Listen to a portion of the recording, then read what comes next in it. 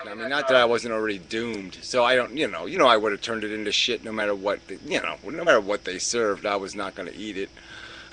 you know. Well, who knows? Who knows, man? Who knows? We're going back to the formation of Amendham. I mean, actually, the ideal thing would have been for your parents just to keep you at home for an extra year and start you the next year. But in terms of whether you'd have felt failure, I guess it depends on how it's presented to you. Yeah, I mean, it wouldn't have, I still would have been a runt, because I was a kind of a runty kid. I mean, I was really, when I was 13, I was still weighed less than 100 pounds. I mean, I was, not a big person.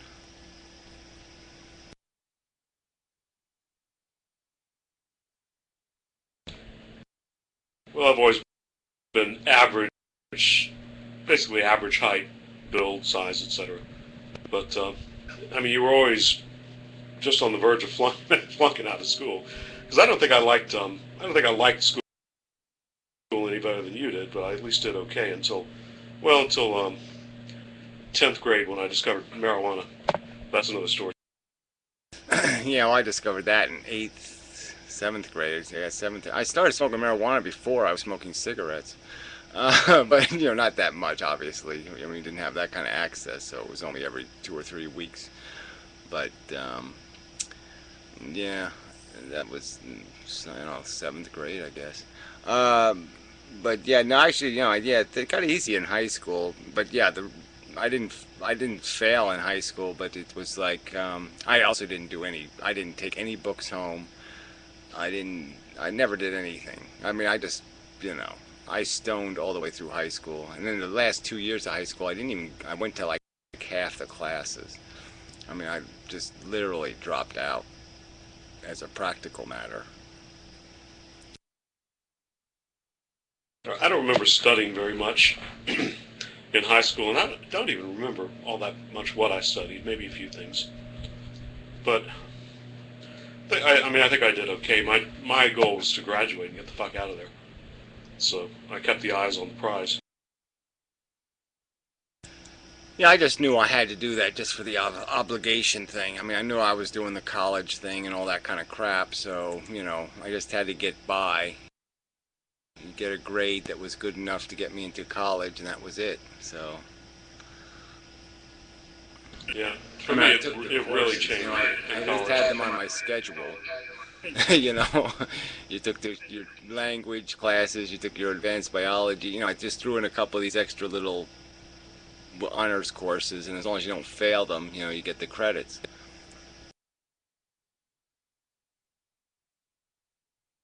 Yeah, but for me, college was just a complete turnaround. I mean, my very first college class was this political science class.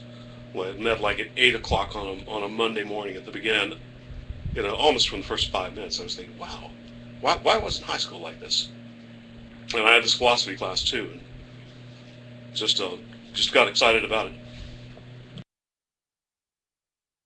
Yeah, I only had that feeling, and there's a couple of classes where I really enjoyed. But yeah, I mean the funny one was the first,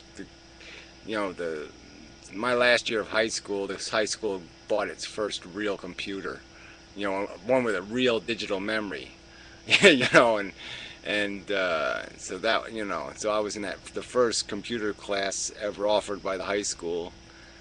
And I had that feeling like, oh yeah, this could be fun, I could just see the potential in it, this computer shit was just, yeah, this is pretty cool. I can add, 4 plus 4. I only have to put like 76 cards together with a bunch of holes in them and run them through this card machine, and this thing will add 2 plus 2 100 times in a row. Yeah, no, I mean about computers, we never had them at all the way through senior year of high school, but with one exception, and I was probably in about 6th grade, and the school had bought this new computer, and like we all had to see it, and so get our 5 minutes in front of the keyboard, and it was this Hewlett-Packard machine, and of course there was no screen, so it would be a scrolling printout, and you'd push in 2 plus 2, and lo and behold, my God, the answer would come back 4. Yeah, well, forget about a screen. I didn't have no fucking screen. Come on. You know, it just typed. You know, it just typed whatever it was doing. It just typed it. You know, and you made it type. Oh, look at that. I made it type. I made it say hello. You know, it was just so basic. About when I first started getting aware of computers, I'd maybe just finished high school, and my brother got a Commodore like VIC-20 or something, and you'd hook up your TV screen, and I couldn't for the life of me see what the fuck you would do with this thing. but I got my first real computer. I was in my senior year in college, and it was an IBM clone. It had a 20 megabyte internal hard drive, which we thought was, wow, this is the shit. You know, you don't have to store the DOS programs on this floppy that you slip in and out. And really all it could do, or at least all I did with it was a word processor, so I started typing my papers on it. But the other thing you could do was play Ms. Pac-Man, which my wife and I spent a solid summer competing with each other on. Yeah, I like the word processing, so that was for me. You know, I kind of had this idea that, oh yeah, with a computer, I can write a book if I have a computer. Yeah, then I can do it, you know. That was the excuse. But then as soon as I saw the DOS thing, you know, and the idea that you could, like, you know, make games and you could program these things, then I started really getting interested in the programming languages. And so I did waste a couple of years just playing around in assembler, which is, you know, the language of the computer itself. So it's just really it's the crudest programming language there is. And so, like, if you were even just to do 1 second of Stickam, you know, it would be like you'd have to spend 10 years coding in that language, because it's like you have to do every single pixel, everything you have control over. So, I mean, it was that kind of, you know, it was really useless kind of programming in the long run, because it just has so little use. You know, being proficient at moving stuff in and out of memory locations is really useless now, because, you know, it's all about functions and object oriented and all this, you know, working within these already standard platforms. Yeah, I never got into programming or anything like that. I just want the thing to work and do what I say, you know, do what I want it to do with the least amount of fuss. But I don't know. I mean, for a long time, computers were just a huge fucking pain in the ass, because all of a sudden it would do something you hadn't expected, and then you'd have to, just when you wanted to be writing your paper or doing something else, you'd have to pull out this gigantic manual and try to figure out why it was doing what it was doing. And all of a sudden, just over the last few years, they've gotten a lot more user-friendly. You know, that's why I guess it started to sort of appeal to me, I guess, is because, yeah, it was always trouble. So you were always troubleshooting, and so I sort of liked that about it. It really did. I mean, I needed a distraction when computers came along, so it was sort of good for me, because I needed something, you know, to distract me, just so I wouldn't, you know, get lost to being depressed and stuff. No, I had a computer, so that means, yeah, I have a full-time job now, because just keeping my computer running is a full-time job. Yeah, it's like an imaginary friend, only better. Yeah. Yeah, and then the internet came along, and what a nightmare those first years of the internet were. But that was another great thing. I mean, for the bad, there was this great way you could download all kinds of software that other people wrote, and, you know, there's all this amateur programming stuff out there, and that was really interesting. Yeah, the internet was really the big change, because up until the point where I discovered the internet, a computer was just a slightly more sophisticated version of a typewriter. And even like, I remember I came back from Africa in like December of '93 or something, and I bought a laptop, and a lot had changed in the time I've been away. And you could actually get on the internet now, and email, of course, is what I discovered first. And then, you know, all these sites that were out there, but it was still all, I mean, there were no graphical interfaces to speak of, so it was still, memorizing these abstruse commands and learning how to type them in. And when did like the clickable internet that we know now come in? It was probably mid '90s, maybe, and beyond. And that's when it all started to change. Yeah, well, the time thing is just so warped. I mean, sometimes you just don't realize it. It seems like it was 65. Yeah, it was 1965.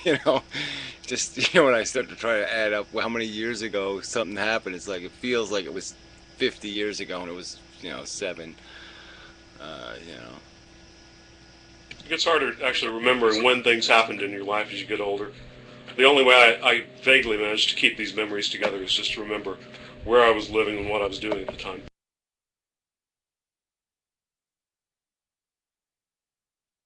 Yeah, well, I've been living in the same place for 30 years, so that doesn't help me much.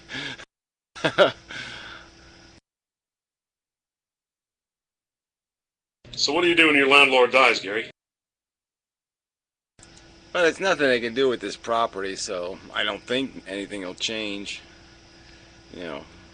Hopefully I won't have to run this place anymore, so I won't have that pain in the ass.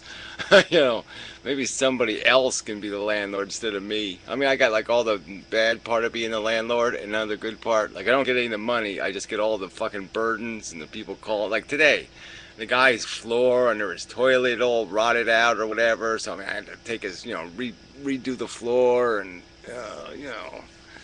remount the toilet and all that crap, and it's like, oh man, this is a shitty job. Well, if you're doing all this shit for the guy, you better not be paying much rent. Yeah, well, I get helped out a little, but it's not, really doesn't come close to change. But I got a roof over my head, so I'm not, I can't complain too much. But I can complain, I just, because it really is a weird circumstance. But it's like the landlord's wife is 90 years old. So what are you gonna say? What am I gonna make a 90-year-old woman taking care of her, almost dead husband, and I'm gonna make her feel bad? Like, oh no, that's a little too much work for me, and oh no, I'm not getting paid. You know what I mean? You can't really do that. So you're just kind of stuck. Well, no, you're not stuck, Gary. What I would say to her is, let's put this arrangement on a little bit more of a business-like footing, right? You don't have to be mean about it, but I'm doing a lot of stuff around here, so let's talk about the way I'm being compensated. Yeah, I know, but it's just, I don't know. It doesn't, she's not gonna want to hear that. It's not gonna make her day.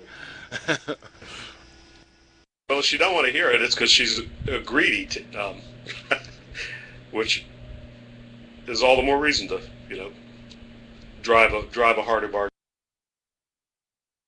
Well, I'm not discounting what you're saying. I'm just saying that she was never in the business end of it. You know what I mean? He was always the son of a bitch and blah, blah, blah. So it's just hard to, it's difficult, well, look, it's, women are a little hard to negotiate with anyway, and especially 90-year-old women. So. Hey, Gary, can I get ops? Because somebody's spamming their fucking Stickam. I already gave it to you, like, 4 minutes and 38 seconds ago. So, haha. I made Remy a moderator and Dusty a moderator and such. Woohoo, I've got the power. Yeah, it was kind of funny. Pyro gave me the power last night when he took off for 5 minutes. And, I just knew there was this one guy who was just, he started off the night by coming in and calling me a caveman. And I just said, well, I know that guy's dead. And he kept not turning his mic off, so he was just, like, oh, okay, this is just going to be such a kill. So as soon as Pyro's out of the room, this guy's going down.